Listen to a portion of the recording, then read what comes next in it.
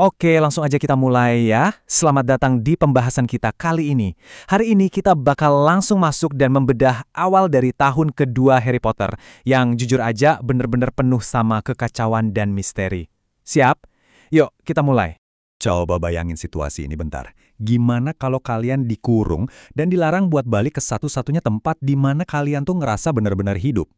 Buat Harry Potter, ini bukan sekedar bayangan menakutkan teman-teman. Ini realita pahit dia pas liburan musim panas di Privet Drive. Bener-bener terisolasi total dari dunia sihir. Dan parahnya lagi, nggak ada kabar sama sekali dari teman-temannya. Sunyi banget. Nah, kita masuk ke bagian pertama. Ulang tahun paling buruk. Awal mula musim panas Harry. Coba lihat betapa parahnya situasi Harry di sini. Paman Vernon tuh sampai teriak tepat di depan muka Harry, "Aku tak mengizinkan keabnormalanmu disebut-sebut di bawah atap rumah ini." Wah, gila kan? Kutipan ini benar-benar nunjukin seberapa menindas dan anti-sihirnya lingkungan tempat Harry terjebak.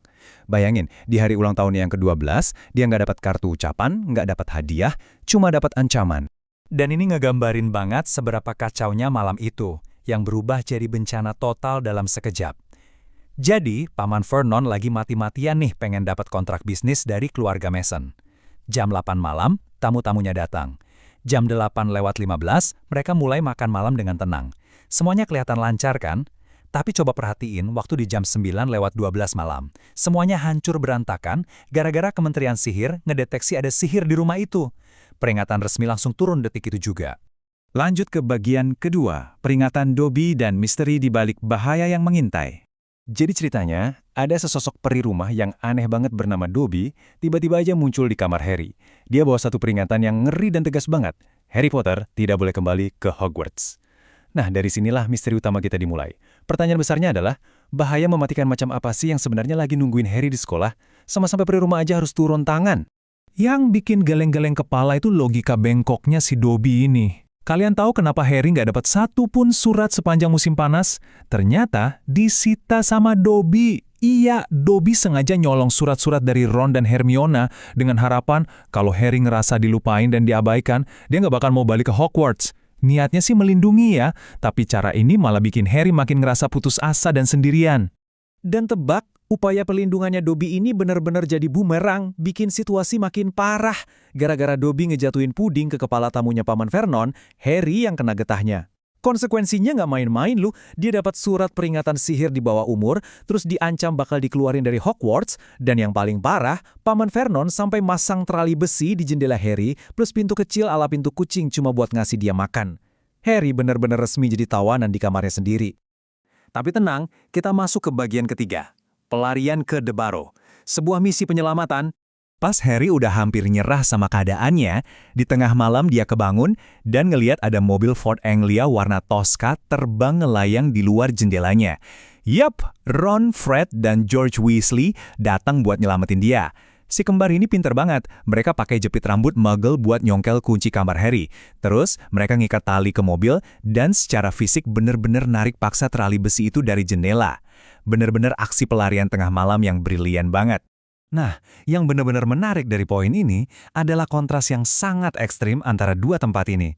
Di satu sisi, kita punya Privet Drive nomor 4. Ibaratnya penjara muggle yang dingin banget, mengekang dan anti banget sama sihir.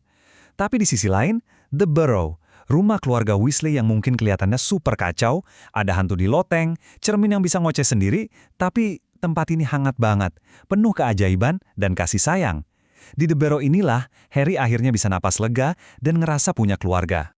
Oke, sekarang coba kalian lihat daftar buku pelajaran wajib buat tahun kedua mereka ini.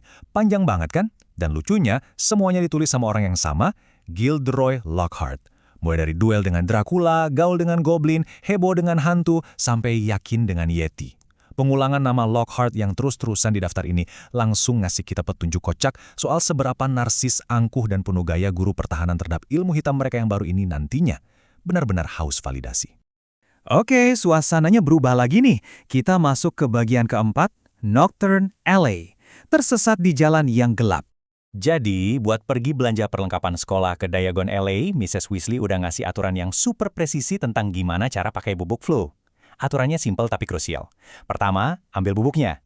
Kedua, masuk ke dalam perapian. Dan ketiga, nah ini yang paling penting, sebutkan tujuanmu dengan sangat jelas. Gampang kan? Harusnya sih gitu. Tapi sayangnya, satu kesalahan kecil aja bisa berakibat fatal. Pas Harry ngelempar bubuknya, dia nggak sengaja nelan abu panas di perapian. Otomatis dia batuk-batuk dong, dan suaranya jadi nggak jelas, cuma gumam, "Dede Gun Eli." Nah, melanggar langkah ketiga tadi bikin rutenya berantakan.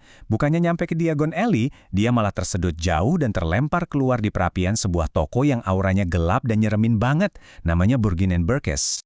Toko ini benar-benar ngebuka mata kita soal sisi gelapnya dunia sihir loh. Gelap banget. Coba aja bayangin barang-barang yang ada di depan mata Harry saat itu. Ada tangan kemuliaan yang udah keriput ditaruh di atas bantal. Tumpukan kartu yang bernoda darah. Terus ada mata kaca yang ngeliatin terus dari rak. Dan yang paling parah, sebuah kalung opal terkutuk yang katanya udah ngambil nyawa 19 orang mugel. Merinding banget kan? Nah, pas Harry lagi sembunyi ketakutan di dalam sebuah lemari di toko itu, ada kejadian yang mencurigakan banget. Lucius Malfoy, ayah dari musuh bebuyutannya si Draco, tiba-tiba masuk dan bilang ke pemilik toko, "Aku punya beberapa barang di rumah yang bisa bikin aku malu kalau kementerian datang." Wah, ketahuan banget kan? Lucius ini lagi panik dan berusaha ngejual artefak ilmu hitam ilegal miliknya sebelum rumahnya digeledah sama kementerian. Untungnya nih, pas Harry berhasil kabur keluar dari toko dan malah nyasar di jalanan yang isinya penyihir-penyihir berwajah serem, tiba-tiba muncul sosok raksasa yang pastinya udah kita kenal banget. Yap, Hagrid. Kehadiran Hagrid yang besar dan menenangkan itu langsung nyelamatin Harry. Hagrid langsung ngawal Harry keluar dari tempat berbahaya itu, balik ke Diagon Alley, dan akhirnya pahlawan kita kumpul lagi dengan aman bareng sahabat-sahabatnya. Lega banget. Jadi, mari kita tutup pembahasan kali ini dengan satu pertanyaan yang bikin penasaran. Benda gelap berbahaya apa sih yang sebenarnya masih disembunyikan sama keluarga Malfoy di rumah mereka? Terus, apa jangan-jangan pergerakan rahasianya si Lucius Malfoy ini ada hubungannya sama peringatan mengerikan Dobby di awal tadi? Bahaya mematikan apa yang benar-benar lagi nungguin Harry di Hogwarts? Wah, pastinya ini bikin kita makin gak sabar buat lanjutin ceritanya. Terima kasih banyak udah ngikutin pembahasan kita kali ini. Sampai jumpa di misteri berikutnya.